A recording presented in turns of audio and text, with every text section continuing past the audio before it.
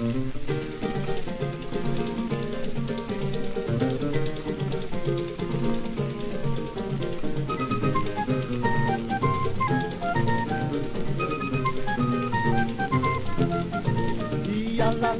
a lelé são duas garotas do desacato. A lalá e a lelé provocam até cenas de pugilato. A lalá e a lelé são duas garotas do desacato. A lalá e a lelé provocam até cenas de pugilato.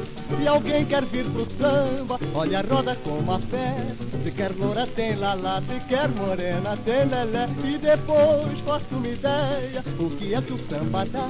Com a loucura da lelé e com a doidice da lalá. E a lalá e a lelé são duas garotas do desacato. A lalá e a lelé provocam até cenas de pugilato. A lalá e a lelé são duas garotas do desacato. A lalá e a lelé provocam até cenas de pugilato.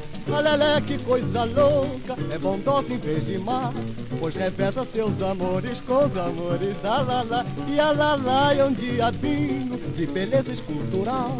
O seu corpo tem mais curvas que as linhas da central. E a lalá e a lelé são duas garotas do desacato. A lalá e a lelé provocam até cenas de pugilato. A lalá e a lelé são duas garotas do desacato. A lalá e a lelé provocam até cenas de pugilato.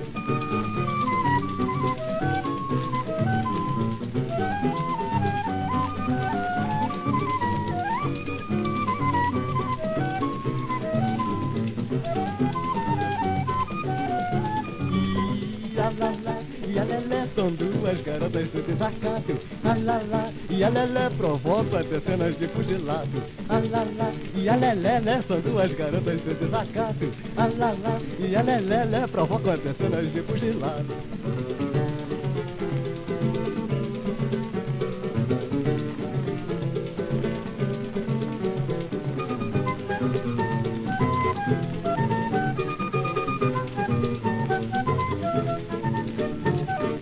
Olá, gatinhas e gatões denunciados por ator pornô! Bem-vindos ao Que Diabo Cetinha, edição número 13, o número da esquerdalha, daquele partido infecto que ainda assombra o inconsciente coletivo. Epa, peraí, a premissa desse programa é não falar de política. Que porra é essa agora, sua louca? É que aconteceu um fato muito peculiar semana passada, que foi um absoluto choque e me pegou de surpresa, que foi a gloriosa sessão da CPMI das fake news. E o famoso deputado ex-porn actor, que trouxe uma série de prints de perfis do Twitter e lá estava eu, mas o cara que é um sommelier de pinto não pôde falar. Que dia, bucetinha, tendo logo na sequência a gargalhada fantástica do Alan, do tercalivre.com.br. Aquele dia foi muito louco. Rolou uma saraivada de mensagens diretas no Twitter, neguinho no Telegram, no WhatsApp, e até me ligaram no telefone fixo. Veja o grau de preocupação da galera, me ligaram no fixo.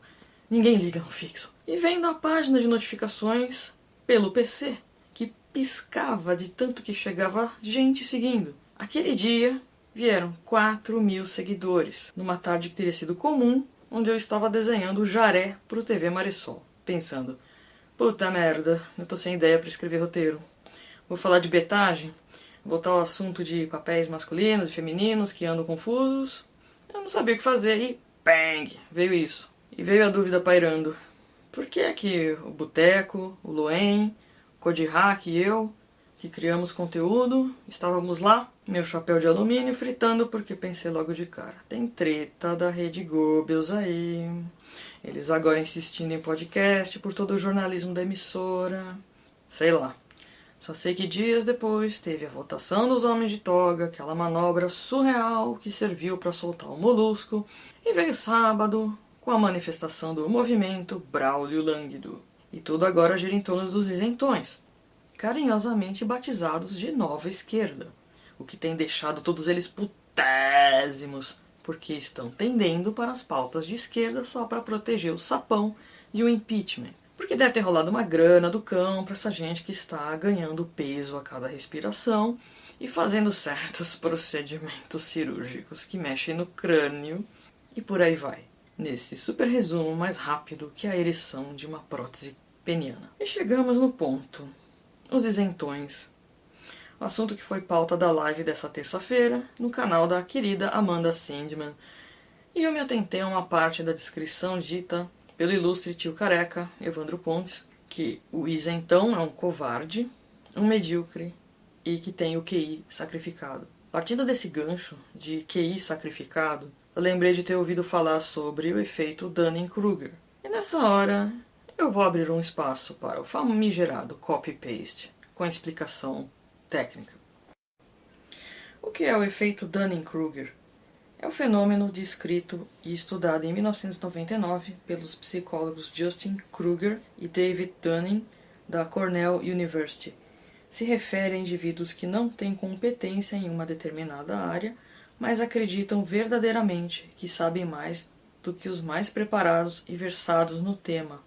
Podemos separar os indivíduos em dois grupos: pessoas menos competentes, que tendem a sobrevalorizar a própria competência, porque estudaram pouco sobre o assunto e não possuem uma dimensão do que não sabem, e pessoas mais competentes, que tendem a subvalorizar as próprias competências porque estudaram muito e sabem da dimensão do assunto estudado, já passaram pelo processo de aprendizagem e sabem que sempre há algo mais a ser estudado. Tendem a ser pessoas mais humildes. Os especialistas investigaram o que levava essas pessoas a tomarem decisões ruins e alcançar resultados indevidos pela insistência em um conhecimento que não possuem.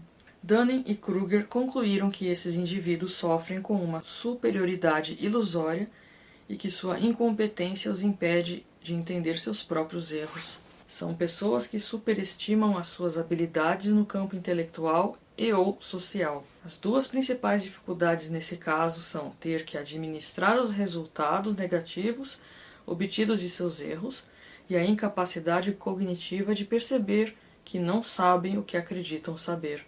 Os estudos de Dunning e Kruger permitiram tirar algumas conclusões bem interessantes a respeito de pessoas incompetentes. Os incompetentes não conseguem reconhecer a sua incompetência, podendo passar a acreditar que são injustiçados por não conseguirem os resultados esperados, mesmo que estejam passando por problemas decorrentes de erros cometidos por não terem conhecimento. Esses indivíduos pensam que sabem mais do que a maioria e que estão acima dos demais. Outro ponto curioso é que os incompetentes não são capazes de reconhecer a competência em outros indivíduos, pois tendem a acreditar que são os mais sabidos no grupo em que se encontram. Se alguém disser o contrário, é bem provável que eles identifiquem como inveja ou como desejo de lhes roubar o seu status diferenciado. A incompetência rouba dos indivíduos a capacidade cognitiva de entender que não têm conhecimento numa área específica. Dunning comparou essa incapacidade à anosogosia, palavrinha, que é uma condição em que uma pessoa que possui alguma deficiência simplesmente a ignora, independente do grau de severidade. O incompetente não tem exatamente o que precisa para saber que nada sabe. Os indivíduos que sofrem com o efeito Dunning-Kruger podem reconhecer e aceitar que eram incompetentes se passarem por um processo de qualificação e adquirirem conhecimentos.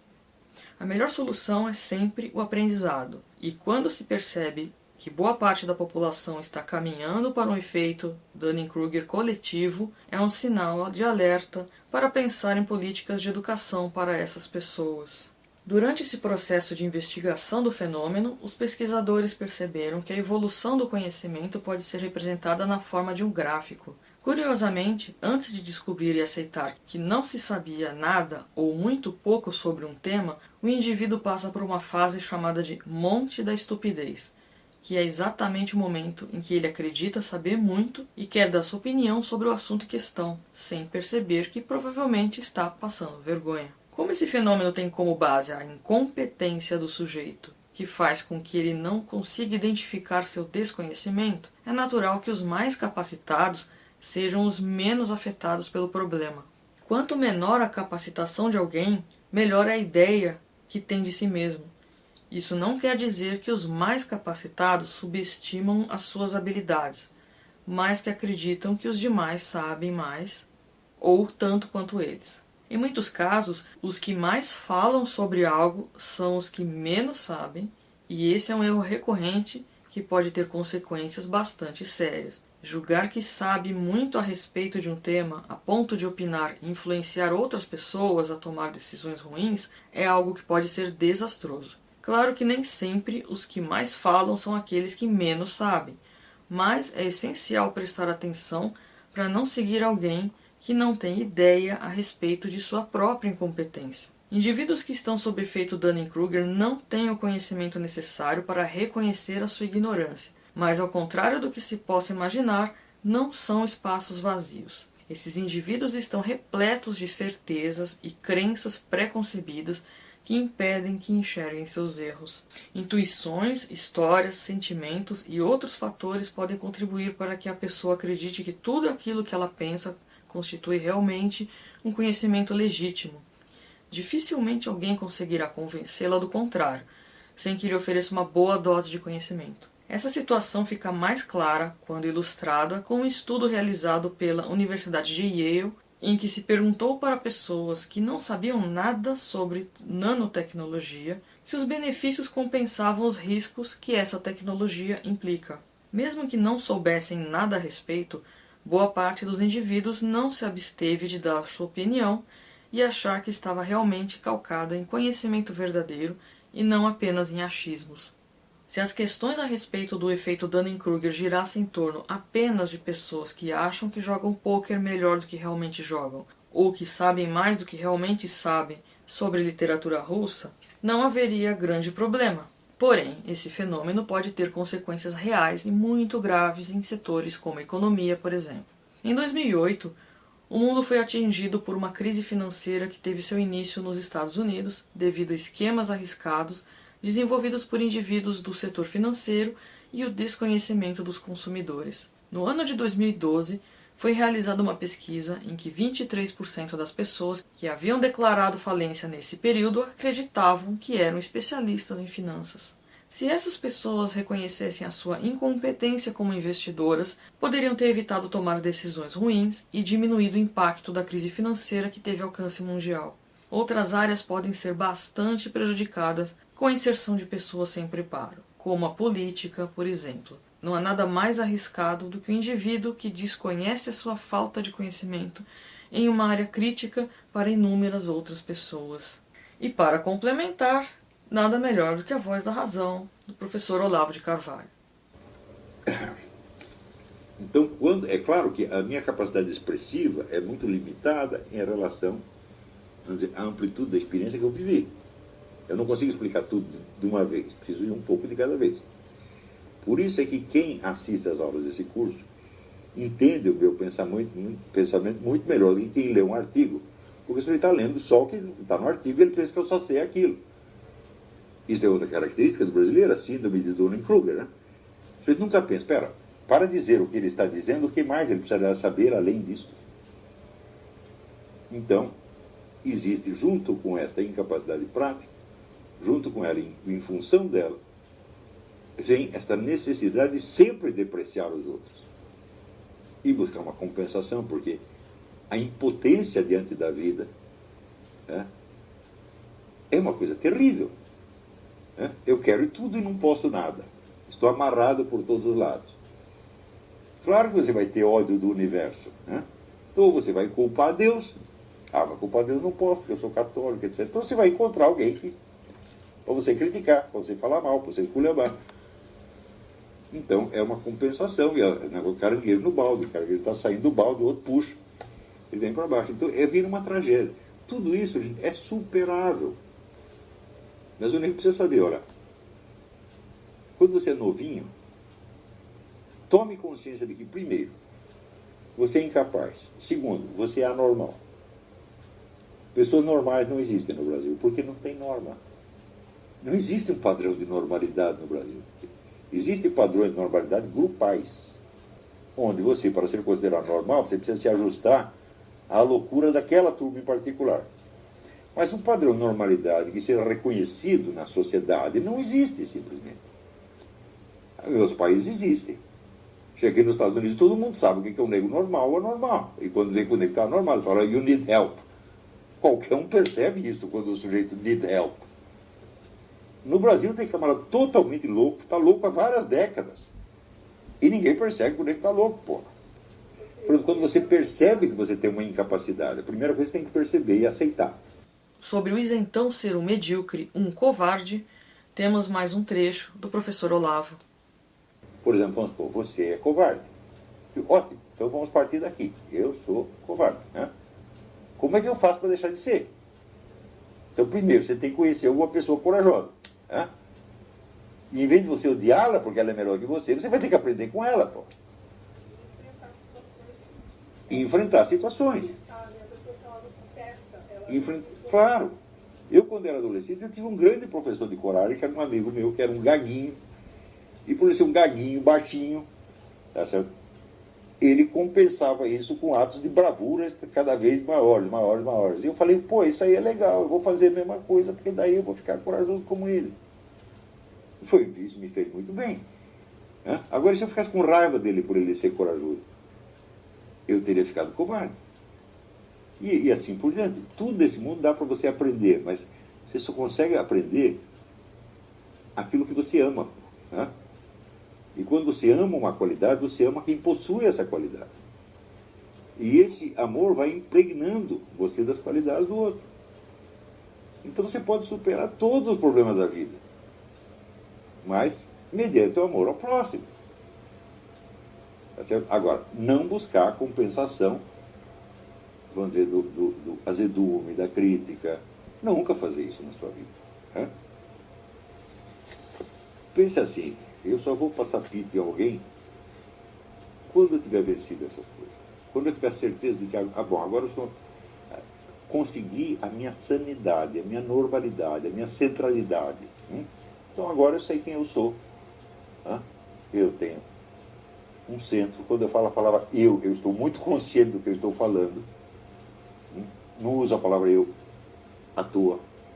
Quer dizer, quando eu falo eu, estou falando toda a minha história, a minha evolução, a minha consciência, a autoconsciência, a minha presença diante de Deus quando me confesso. Estou falando tudo isso. Então, eu quer dizer alguma coisa. Então, eu vou dizer, bom, agora eu sou alguém. Talvez ninguém saiba, mas eu sou. Então, você tem essa presença para você mesmo. Então, o que você faz adquire peso. E esse peso significa poder. É o poder que você tem perante a vida. Não é o poder que os outros te conferem, como, por exemplo, quando votam em você para ser presidente da República. Isso não é o poder que você tem, é os outros que te derem. Quando eles não quiserem mais, eles tiram de você, não tiraram do colo. Isso não é poder real. Poder real é aquele que está com você e vai para o túmulo junto com você. E que você não transfere para ninguém. Então, nós no Brasil, precisamos aprender a ter poder, a vencer as nossas coisas. Quando eu ouvi o deputado falar que nós, os ditos perfis fakes, incitamos ódio e assassinamos reputações, me deu muita revolta. Mas eu percebi então que seria a clássica estratégia de acusá-los do que somos, e não deu certo. Eu simplesmente amo o que eu faço. Eu amo escrever, gravar e editar, e ouvir a resposta das pessoas. Se uma pessoa gostou e parou para pensar no assunto, isso já fez tudo valer a pena. Tanto amo fazer isso que eu voltei a desenhar. Olavo tem sempre razão. O amor irradia e por isso a gente pode ter certeza de estar no caminho certo. Isso nunca foi um movimento organizado, mas virou algo muito mais forte do que o movimento. Nós temos esse amor pelo Brasil e a melhor arma de todas, que é o humor, a zoeira e os memes, eles não têm como tirar isso da gente. Podem censurar todas as palavras que uma imagem bastará. Para finalizar, esse podcast teve uma musa inspiradora, que foi quem juntou a galera e fez a live sobre Isentão acontecer, a minha irmã gêmea gótica Judinger, que me inspirou nesse assunto. Quero agradecer sempre o Astronave Sonora pela divulgação, pelo agregador Red Pilados, é lá que se concentra toda a rede de podcasts, canais do YouTube, sites para você se informar sem peleguice. Um super abraço aos apoiadores, meus lindos. Estou devendo coisinhas a vocês, calma que vai chegar. Muito, muito obrigada pela contribuição. Qualquer R$1 é como uma palavra de incentivo.